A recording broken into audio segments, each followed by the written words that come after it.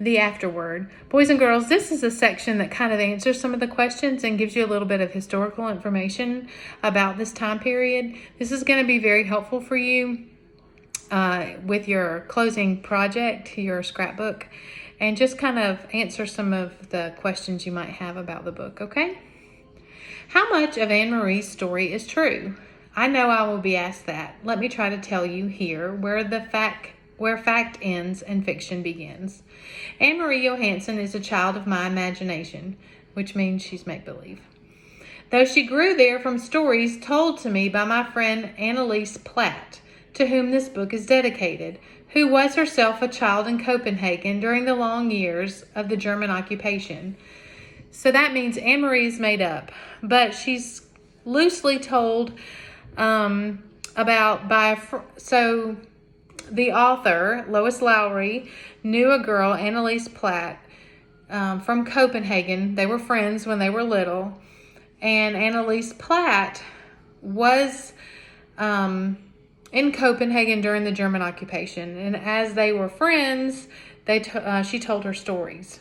Okay, so Annalise Platt was real, Anne Marie Johansen was not. Okay, I had always been fascinated and moved by Annalise's descriptions, not only of the personal deprivation that her family and her neighbors suffered during those years and the sacrifices they made, but even more by the greater picture she drew for me of the courage and integrity of the Danish people under the leadership of the king they loved so much, Christian X.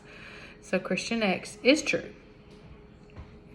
So I created little Anne Marie and her family, set them down in a Copenhagen apartment on a street where I have walked myself, and imagined their life there against the real events of 1943. So all the events, the historical events, are true. That street she lived on is true. The hardships they faced were true. Okay? Denmark surrendered to Germany in 1940. It is true. And it was true for the reasons that Papa explained to Anne Marie. The country was small and undefended, with no army of any size. The people would have been destroyed, and they tried to defend themselves against the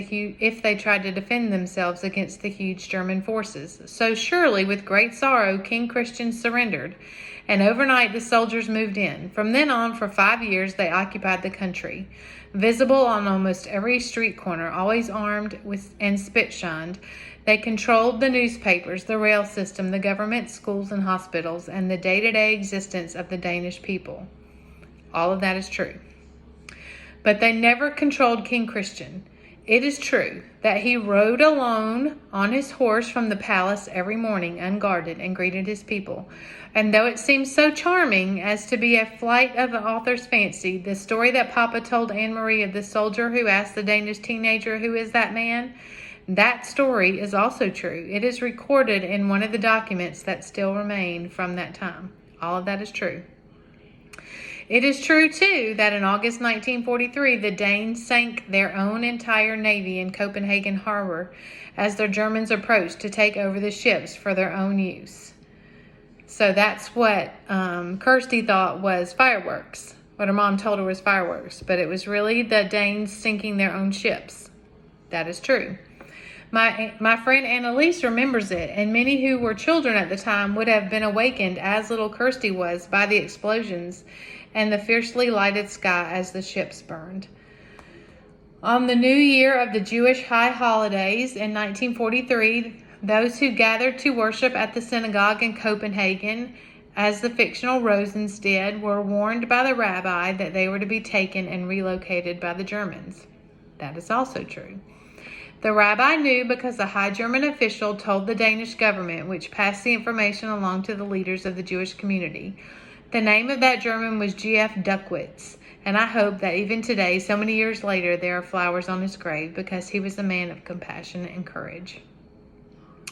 And so the Jews, all but a few who didn't believe the warning, fled the first raids. They fled into the arms of the Danes, who took them in, fed them, clothed them, hid them, and helped them along to safety in Sweden. In the weeks following the Jewish New Year, almost an entire Jewish population of Denmark, nearly 77,000 people, were smuggled across the sea to Sweden. So G.F. Duckwitz was a German, and he got wind that the Nazis were going to come take all the Jews out of Denmark.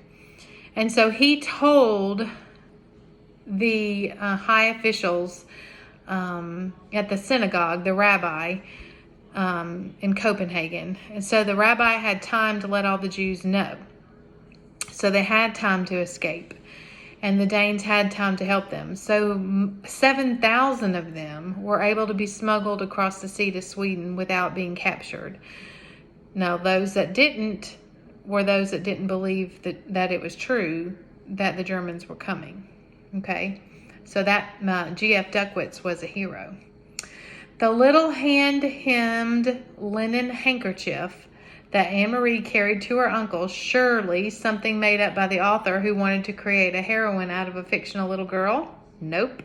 The handkerchief as well is part of history. After the Nazis began to use police dogs to sniff out hidden passengers on fishing boats, Swedish scientists worked swiftly to prevent such detection.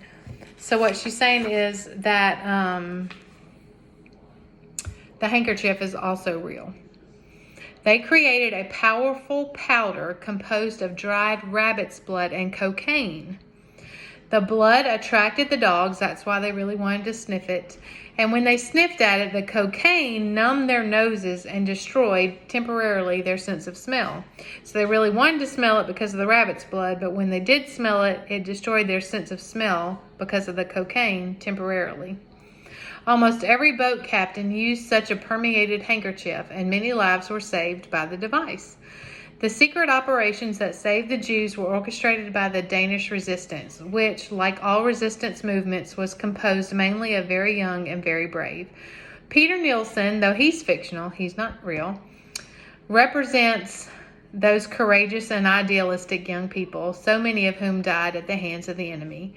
In reading of the resistance leaders in Denmark, I came across an account of a young man named Kim Moth Brun, who was eventually captured and executed by the Nazis when he was only 21 years old. I read his story, and as I read many others, turning the pages, skimming here and there, this sabotage, that tactic, this capture, that escape, after a while, even courage becomes routine to the reader. Then, quite unprepared, I turned the page and faced a photograph of Kim Moth Brun. He wore a turtleneck sweater, and his thick, light hair was windblown. His eyes looked out at me, unwavering on the page. Seeing him there so terribly young broke my heart, but seeing the quiet determination in his boyish eyes made me determined, too, to tell his story, and that of all the Danish people who shared his dreams. So I would like to end with this paragraph written by that young man in a letter to his mother the night before he was put to death. So Peter Nielsen is loosely based on this Kim Moth Brun, okay? And this is a passage from a letter he wrote to his mother the night before he died. And I want you all to remember that you must not dream yourselves back to the times before the war, but the dream for you all, young and old, must be to create an ideal of human decency, and not a narrow-minded and prejudiced one. That is a great gift of our country hungers for, something every little peasant boy can look forward to, and with pleasure feel that he is a part of something he can work and fight for. Surely that gift, the gift of a world of human decency, is one that all countries hunger for still. I hope that this story of Denmark and its people will remind us all of such a world, that such a world is possible.